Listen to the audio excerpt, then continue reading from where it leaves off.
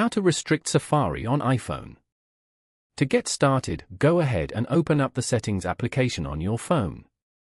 Once you're here, scroll down and tap on Screen Time. Here, you can get insights about your screen time and set limits as needed. Now, scroll down to the Restrictions section and tap on Content and Privacy Restrictions.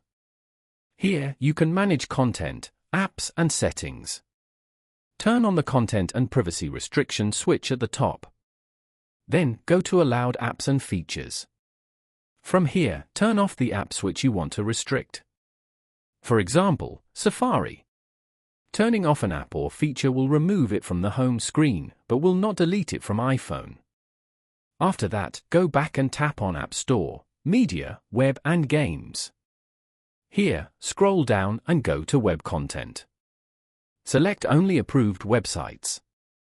This will allow access only to the websites below. Following these steps, you can easily restrict Safari on iPhone.